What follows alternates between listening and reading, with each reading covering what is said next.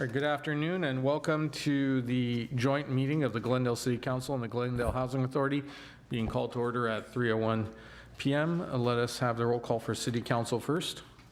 Council members Asatryan. Here. Brotman. Here. Divine. Najarian. Here. Mayor Kasakian. Here. And roll call for housing, please. Housing Authority members Ajinian. Here. Asatryan. Here. Divine. Kasakian. Here. Najarian. Here. Parazian. Here. Chair Brotman. Here. May we have your report? The agenda for the Tuesday, February 14, 2023 joint public meeting of the City Council and Housing Authority was posted on February 8, 2023 on the bulletin board outside City Hall. All right, and can you please read the first item into the record, or the only item on this agenda into the record? Item 1, Community Services and Parks regarding fiscal year 2019-2020 Annual Action Plan substantial amendment related to the CARES Act funding for ESG-CV1 and ESG-CV2.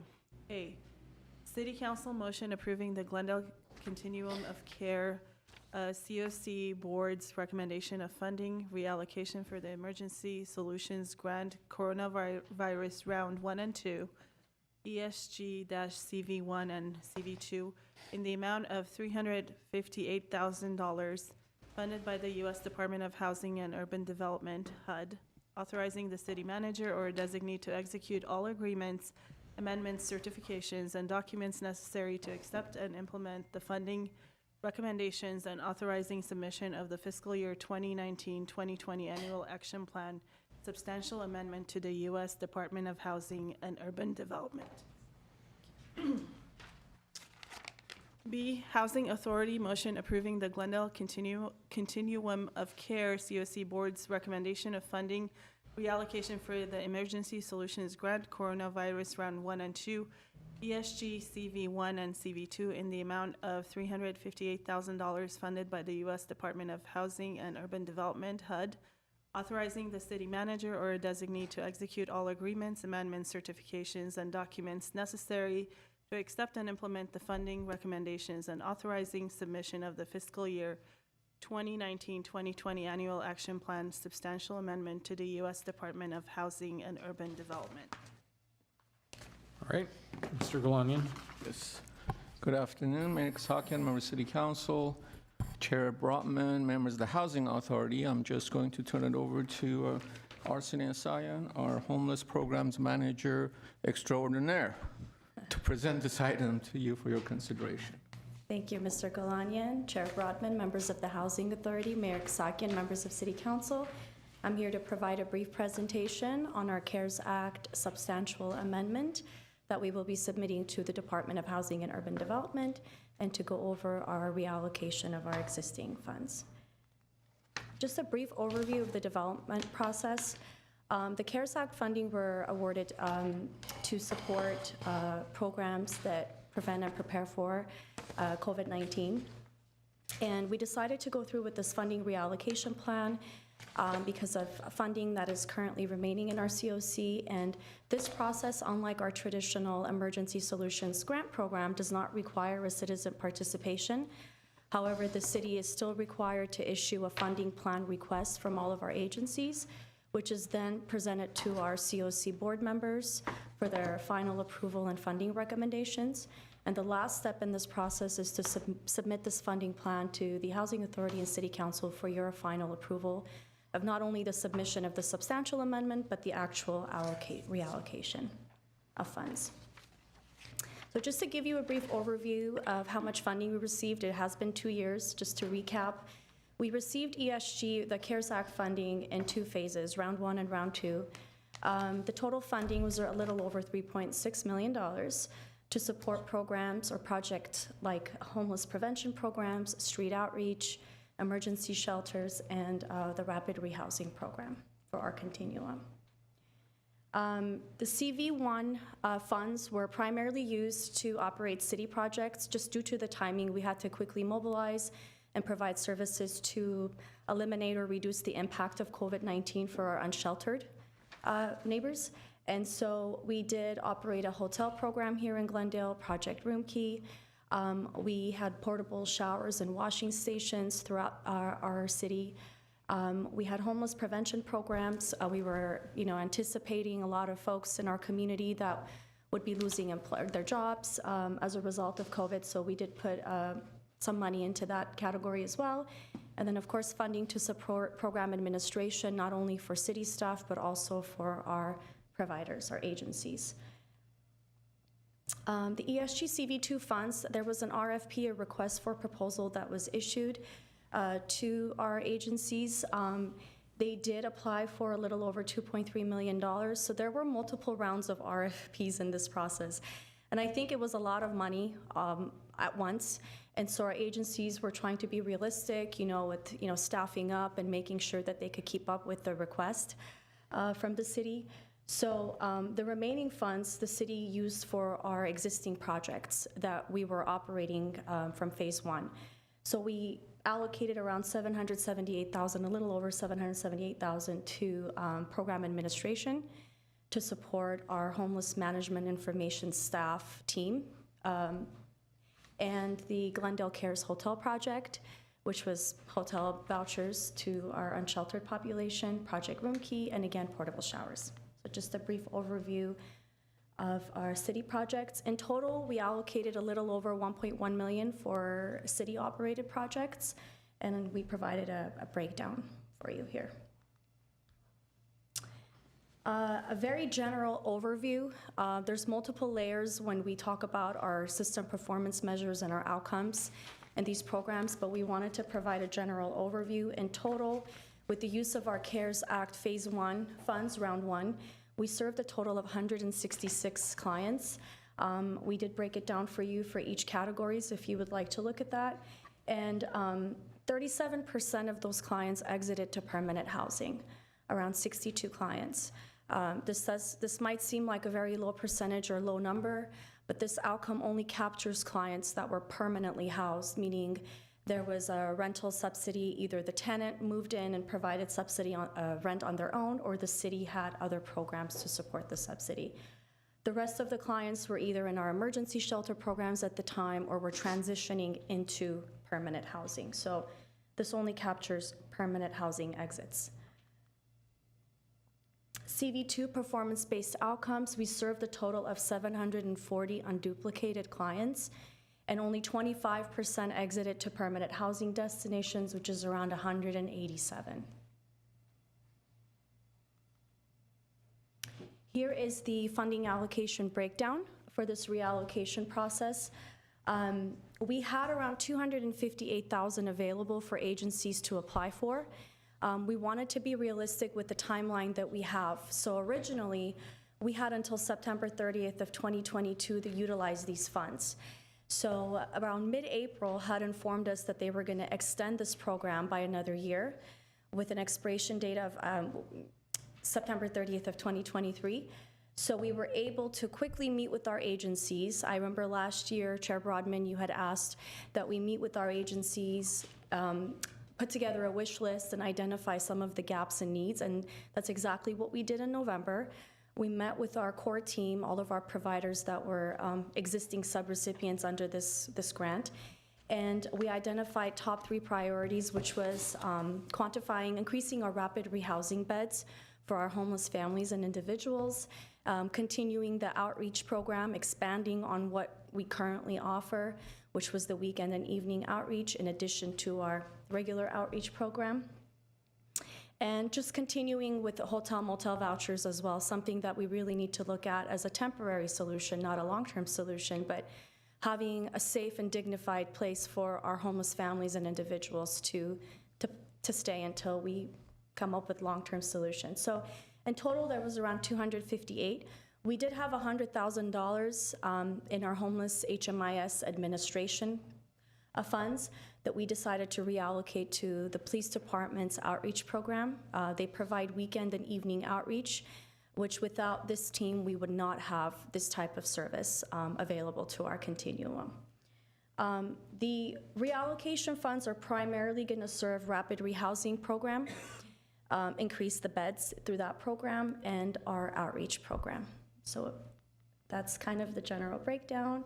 So we're here today requesting the Housing Authority and City Council to approve the Glendale Continuum of Care Board's recommendation of the funding reallocation in the amount of, for the CARES Act program in the amount of $358,000, and authorizing our submission to the Department of Housing and Urban Development for the 2019 and 20 annual action plan, substantial amendment. So with that, I'd like to conclude my presentation, and I'm happy to answer any questions you might have. Thank you. Do my colleagues have questions? Anyone from the Housing Authority? Yeah, not so much related to the reallocation, which seems fine to me, but I just wanted to see if you could talk a little bit about, is it Project Home Key? Because you mentioned Room Key, Yes. and that's terminated. That's from the COVID days, early COVID days, right? Project Home Key, what can you tell us about whether we'd be eligible? Is it something we're looking at? Would it solve our any specific needs that we have here? Sure, Chair Broadman, members of the Housing Authority, Mayor Kasakian, members of City Council. Sure, I could speak a little bit about Project Room Key. I know that the city had looked at this program a little over a year ago. Unfortunately, given the timing constraints with the grant and also not having enough funds to secure the ongoing subsidy for the program, we couldn't proceed with the Home Key funds. And you said, okay, you said Home Room Key, Key, yeah. but you meant Home Room Key. Key. I know, it's easy to I know, get it's them confused. confusing. There are opportunities out there for regional partnerships and collaboration with the county. If the city of Glendale is interested in applying for Room Key, there are partnership opportunities with either other COCs or with the county. I know that there's a lot of funding coming down the pipeline for the county, over $6 million. That was $600 million. And they are really looking at partnering with the COCs or the cities to see if we can bring a Project Room Key program in Glendale. I don't know if you would like me to expand on what Home Key does, or is that something that? I think a brief, just in a few Very brief. sentences so people who are unfamiliar will understand. Sure. And the difference between the two, because Right. I always get them mixed up.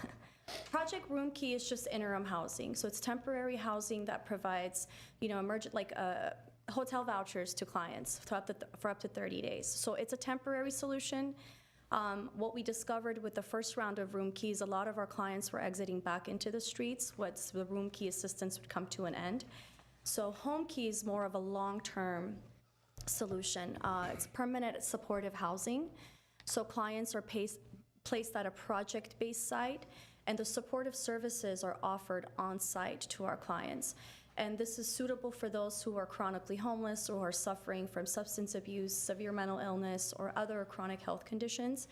In my opinion, it is an ideal program to reach this population because the services are provided on-site, the wraparound services, and it is a project-based program, which makes it a little bit easier for our providers to connect and provide that progressive engagement with And our if I might, participants. just to clarify, that the housing would be acquired by either us or some other public agency, right? It wouldn't just be a voucher for a private hotel, it would be, Correct. You would purchase or convert, if there's hotels that are for purchase property that's available, you would essentially purchase that property, or if it's acquisition, whatever it takes through that partnership, you would secure a site, a housing site, and then you would come in and provide the supportive services and the ongoing subsidy, operating subsidy for that program.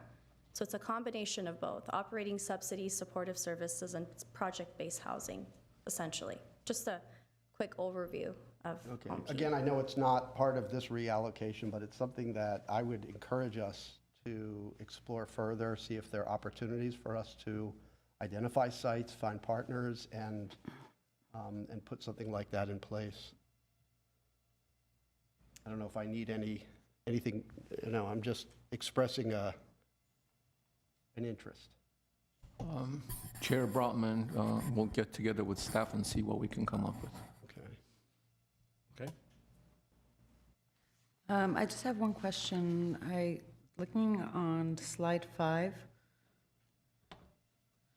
the YWCA of Glendale is listed as one of the community agencies there. And I recognize that they didn't request funding for this reallocation. I do think that they serve a different demographic than the remaining. Have you guys been in contact with them? Is there a reason? Yes, we have. Councilmember Asadarian, I have been in contact with the Executive Director, Tara Patterson. So the YWCA originally requested funding for a homeless prevention component. However, they were not able to serve any participants in this program. When we reached out to them to see what the issue was or if there's anything we can do to help them better serve the participants, unfortunately, it was too late in the process or in the game to make any changes. We did not receive clearance from HUD to do so. So we did speak with their staff. We have reached out on multiple occasions. However, due to the timing and the need, they decided to return the funds for homeless prevention with an opportunity to apply for hotel motel vouchers during this round. So we had designated around $30,000 for hotel vouchers specifically for DV families. The Y did actually submit a funding application, a proposal. Unfortunately, we didn't receive the application in time. The error was on our end, unfortunately, and the agency did not reach out to see what the issue was. But I did speak, not to go into too much detail, but I did speak with Tara, and Tara agreed, and we gave him an option to still continue to apply for that $30,000, taking this back to our board. After careful consideration, she thought it would be best to hold off until we have future funding available, such as Measure H and our HAP funds. So we will be prioritizing DV vouchers for the Y, but homeless prevention is not a priority of theirs at this time. They would like funding for hotel vouchers. So we have been in contact with their team, though. And then I think the other question I have is, with any of these agencies, are they able to subcontract out, or do they have to be the providers of the services? They do have to be the providers, just because given the timing, they have to be a nonprofit to be able to provide. Now, if they subcontract for other services like case management, they could leverage funds for mainstream services, healthcare services. They could contract with, for example, DMH or local mental health agencies here in Glendale. They could pull in a lot of support for case management, but there is some direct assistance that is required from the agency, such as rental assistance, offering the housing navigation services. So yes and no, they could leverage that support with other agencies. And then at the end, do we get a report of, like, specific report of how these funds were actually used for folks that came out of Glendale versus Los Angeles or any other city?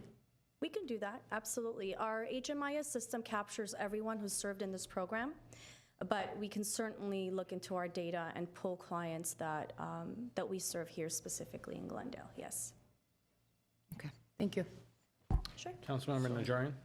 So just on that same slide, the allocation to the Glendale Police Foundation, I'm not sure what their activities are traditionally, what they've been traditionally. I thought they were just an adjunct to fundraising to support police activities, K-9 units. Were they actually doing some of this after-hours outreach? Who was doing it? I mean, I don't think they're trained professionals. They're business members. Our former colleague boasted that he was, he started it or he founded it, he was president of it, I don't know. Can't picture my former colleague out there doing after-hours homeless outreach. He had a TV show to do, but I mean, others in that, they're professionals, they're attorneys, they're et cetera. So what was their role? How did they get involved in this? Councilmember Najarian, we originally funded this program to the Glendale Police Foundation. However, there was an amendment that took place, and we decided to contract directly with our police department. We don't know why originally the contract was set up this way, but the Glendale Police, this is actually the original round, so that's an error on our part. We should have changed that to the Glendale Police Department. But we were working directly with the Glendale Police Department. They're the Community Outreach and Engagement Unit, the core unit, a group of officers that are dedicated just to doing the homeless outreach. So originally, yes, the Glendale Police Foundation applied, but we later made an amendment to this contract to work directly with GPD. That makes sense. Thank you. All right. Anyone have any other questions or comments? Anyone from the Housing Authority? All right. Well, thank you for this Thank you. report, and thank you to my colleagues for their questions. We don't have any callers on this item, so the actions before us, someone from the council would have to make a motion approving the COC's recommendation of funding reallocation, and then we'll need one for the Housing Authority as well. Who would like to make the motion for the City I'll Council? move it. I'll second for city council. Okay, motion was made for council with a second. May we have roll call vote, please? Council members Asatryan, Yes. Brotman, Yes. Divine, Najarian, Yes. Mayor Kasakian. Yes, thank you. And is it the exact same motion for the housing authority? I'll make the motion for the Housing Authority. Okay, roll call, please. Housing Authority members Ajinian, Yes. Asatryan, Yes. Divine, Kasakian, Yes. Najarian, Yes. Parazian, Chair Brotman. Yes. All right, thank you very much. And there's no other items on this special joint public meeting, so we will entertain now a motion to adjourn from the council. Move to adjourn for council. Second? And I'll And move, for and I'll Housing move for Authority. housing. Second. All right, we stand adjourned at 3:23 PM.